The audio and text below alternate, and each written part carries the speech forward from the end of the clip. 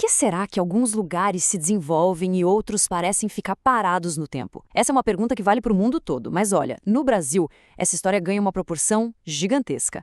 Já faz mais de 100 anos que o país tenta fechar um abismo econômico que divide o próprio território. Então, bora entender essa história. Para a gente ter uma ideia do tamanho do desafio, nem precisa olhar para números complicados. A raiz do problema todo está em duas realidades econômicas que, no fundo, já nasceram bem diferentes. De um lado, um Sudeste com uma indústria forte. Do outro, um Nordeste com uma economia que, historicamente, sempre foi mais ligada à terra. E é essa diferença gritante que impactou a vida de milhões de brasileiros que está no centro da nossa conversa hoje. E olha, essa divisão não é de hoje, não. Longe disso. As raízes dela, na verdade, estão lá atrás, bem no comecinho da formação econômica do Brasil, criando o que muita gente chama de duas economias funcionando dentro de um país só. Para entender isso, a gente precisa voltar lá para os ciclos econômicos da época colonial. Pensa assim, no norte, o ciclo do açúcar criou uma economia totalmente rural, baseada naquelas fazendas gigantes, os latifúndios. Agora, lá no Sudeste, o ciclo do ouro foi diferente. Mesmo sendo mais simples, ele acabou incentivando o surgimento de cidades, de um pequeno comércio. Foi ali que a sementinha de um futuro industrial foi plantada. Avançando um pouco no tempo, lá para o comecinho do século XX, o governo finalmente resolveu fazer alguma coisa. Só que, a primeira tentativa foi meio que um tiro na água. Focaram no sintoma e não na causa real do problema. E precisou de uma virada de chave no pensamento para começar a atacar o que realmente importava. Naquela época, a ideia geral era bem simples. O problema do Nordeste era a natureza. Todo mundo apontava o dedo para a seca, como se ela fosse a única e exclusiva vilã da história. E com esse diagnóstico na mão, o que eles fizeram? Criaram agências, como a IAOX, que depois virou o DENOX. A estratégia era puramente de engenharia. Vamos construir açude, vamos construir barragem. Ou seja, eles estavam tratando a falta d'água, mas esquecendo de todo o resto. A concentração de terra, a pobreza, os problemas sociais e econômicos de verdade. Mas aí, gente, vem o pulo do gato. A grande virada. O economista Celso Furtado aparece com um relatório que simplesmente vira o jogo. A sacada dele foi genial. A seca não é a causa, ela é uma condição do lugar. O problema, de verdade, era a estrutura. Uma economia rural que não evoluía e aquela concentração absurda de terra na mão de poucos.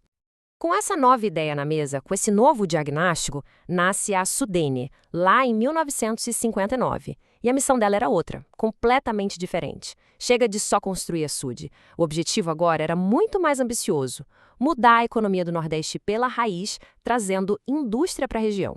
Por trás dessa estratégia toda da Sudene, tinha uma ideia econômica bem forte na época, a chamada teoria dos polos de crescimento. Funciona mais ou menos assim: você cria uns centros industriais super fortes em alguns pontos, e a ideia é que eles funcionem como um imã, sabe, puxando investimento e espalhando desenvolvimento por toda a área em volta.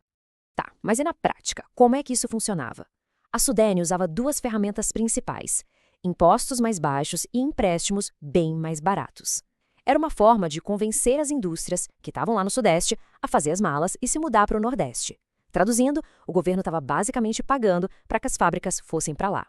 Esse modelo da Sudene deu tão certo na teoria que foi copiado para outras regiões do Brasil. Mas o foco do país como um todo logo mudou de direção. Vieram os grandes projetos nacionais, novas ideias econômicas, e tudo isso acabou mudando de novo o jeito de pensar o desenvolvimento regional. Então, ali nos anos 60, 70, essa ideia das superintendências se espalhou. Criaram a Sudam para a Amazônia, a Sudeco para o Centro-Oeste. Só que aí chegam os anos 80, vem a crise da dívida e o cenário muda completamente. O pensamento neoliberal começou a dominar, a ideia de que o Estado tinha que intervir menos, e o resultado nos anos 90 foi o enfraquecimento e até o fim de várias dessas agências. Agora, tem um paradoxo muito interessante nesse período. Pensa no milagre econômico nos anos 70, o Brasil crescendo a um ritmo alucinante, obras gigantescas, mas, ao mesmo tempo, a desigualdade entre as regiões só aumentava. Por quê? Porque a maior parte desse boom industrial ficou, de novo, concentrada lá no Sudeste. E tudo isso nos traz para um cenário mais recente. Hoje, a gente entende que o mapa da desigualdade no Brasil é muito, mas muito mais complexo do que parecia. Aquela ideia antiga, sabe, de Sudeste rico contra Nordeste pobre, ela já não dá mais conta de explicar a realidade. Então fica a pergunta, né? Depois de tantas décadas de políticas, de tentativas, de idas e vindas, como é que está esse mapa da desigualdade no Brasil hoje? E a resposta, bom, ela é bem mais complicada do que a gente imagina. A resposta mais atual para isso vem de uma política chamada PNDR, a Política Nacional de Desenvolvimento Regional. E a grande sacada da PNDR foi entender que a desigualdade não é só entre o norte e o sul, ela acontece dentro das próprias regiões, em pedacinhos bem menores do território. Essa tabela aqui ajuda a gente a visualizar essa nova forma de enxergar o problema. O que a PNDR faz é pegar o mapa do Brasil, dividir em áreas menores e analisar duas coisas: a renda das pessoas e o dinamismo da economia. Quando a renda é baixa e a economia está parada, ali no cantinho da tabela, a gente tem as áreas que precisam de atenção máxima. Mas o mais chocante, a grande descoberta, é que existem bolsões de pobreza, áreas totalmente estagnadas, até mesmo dentro dos estados mais ricos do país. É um fenômeno que os especialistas chamam de pulverização da pobreza. Então, olha só que interessante. A gente tem um diagnóstico muito mais preciso hoje em dia, mas transformar isso numa solução de verdade, bom, isso continua sendo um desafio gigantesco. É de fato um projeto que o Brasil ainda não conseguiu concluir.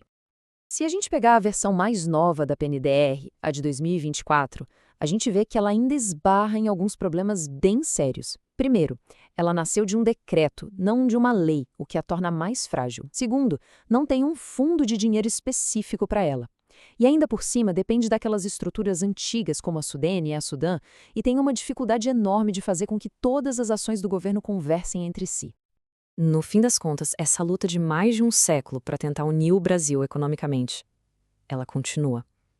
E a grande pergunta que fica no ar é: será que dessa vez o Brasil vai conseguir pegar todo esse conhecimento, esse diagnóstico tão detalhado e transformar em ações reais, ações que possam, de uma vez por todas, começar a fechar essas feridas históricas tão profundas?